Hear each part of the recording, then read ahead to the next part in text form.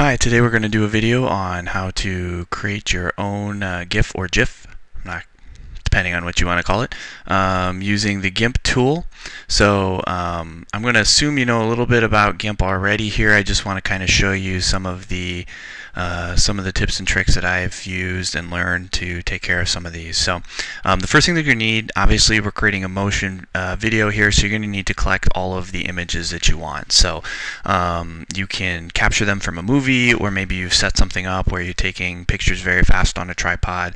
Whatever the case is, you'll want to get those all collected, and then you'll want to have them in layers in order, going one right on top of each other. So I have one already created here that will give you a pretty good example. So just real quick, I'll show you what the end product looks like here. And I will have a link to this in the comments as well. So you can see really all we're trying to do is move this one section right in the middle, this guy's face. So what we've done here, one of the things you need to consider with GIFs is really about size. So what we've done here is we've actually taken, you can see, we've added an alpha layer, and you can do that just by right-clicking and do add alpha layer. And then you can do that under the layer tools as well. But we've added the alpha layer. You may or may not need to do this depending on where you've got your images, but this allows us to do transparency. So you can see we've actually deleted these top layers, which is fine because we're overlaying now on top of the background image. So you can see when I show the background image, these are all overlaying right on top of it here. And when I remove it, you can see all we have are the guy's face moving. And then if you scroll up a little bit more, you can actually start to see where his arm starts to move up as well. So I've deleted as much as I possibly can. This is something that you'll want to consider. You may not be able to do it with your image if there's a lot of panning or that kind of thing. You may not be able to do that. One of the other tools that I use that's really handy is I have an image registration tool. And what I did is I went through, and for every single frame I ran this at least once to the background image, and that allows allows the tool to go and outline everything and make sure that the backgrounds line up with each other. So there is a little camera jiggle in this as an example, but that's really helped there. So once you've gone through, we've put all our frames in, we added the alpha channels, and we've cropped everything. Okay. In order to view what we've done so far, you can actually go to Filters and Animation, and this should all be built in, and you hit Playback, and it will actually open it for the full resolution of whatever you've put in there. And when you hit play, it's going to show you all of the entire thing, and you can step through and rewind if you need to. So it's looking pretty good at this point. So the next thing that I'm going to do is I need to make sure that my image mode for a GIF is in grayscale or indexed. So right now it's in indexed.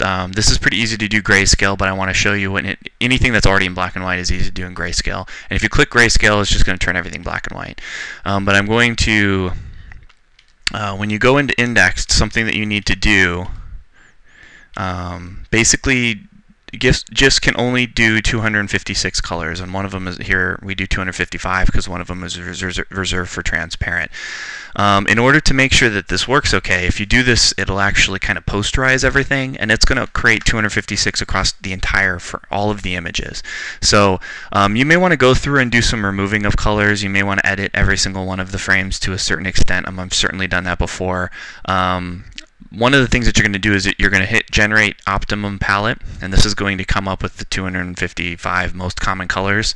And then you'll want to make sure to reduce certain kinds of color bleeding. You'll want to do Floyd-Steinberg. And what this does is it overlaps a little bit of the frames of the colors with each other when there's movement near it, and that will help make it look a little bit more natural and not so posterized. So I usually try it with normal, and then I'll convert it, and if it looks okay, I'll use it, and if it doesn't, I'll undo it and do some editing. So for example, you may want to, if you're trying to reduce some of the colors, you may actually want to go through and posterize it yourself.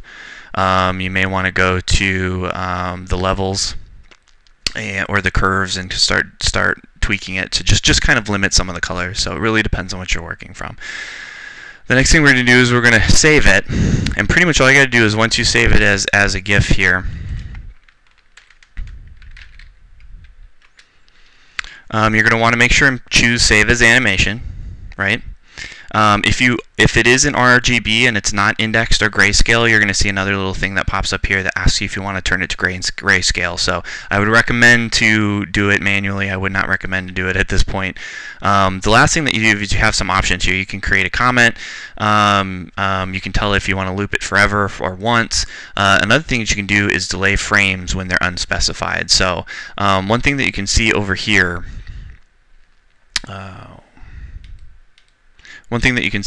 is that I have different timing for frames, and you can just edit that by clicking Edit Attributes and changing the frame milliseconds.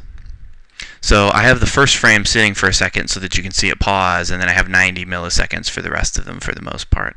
It's actually 88 because what I'm doing is I'm actually pulling every fourth frame from a video, and that 88 works out pretty okay. So you can actually force it to use the above, to use 88 milliseconds for every single one, or only for any frame where it's unspecified. They're all going to be unspecified unless you put in parentheses some amount of milliseconds after it over here. So that's definitely something to consider. So once you save it, you'll be able to go and look at it. One thing you do want to consider is the size. I've got this at about 1.1 meg. Depending on where you're sharing it, usually 1 megabyte is about the max you can do. So for example, Tumblr, 1 megabyte is the max you can do. I know if you're sharing it on Imgur, it's 2 megabytes is the biggest GIF that you can have on there and have it still run. So that's definitely something that you want to consider in terms of size. Once you've cropped everything out, you may decide that you want to remove some frames, and you can just step through. So you can see I may decide that, I'll hide that frame and then go between these two. I may decide that that's good enough, and then you can delete out this frame. Another thing that you can do is you can just scale it. So you can go into image scaling and you can scale down to a smaller size, and that'll obviously reduce the size as well. So if you have any questions at all, feel free to post them in the comments, and I will be sure to get back to them. Thank you.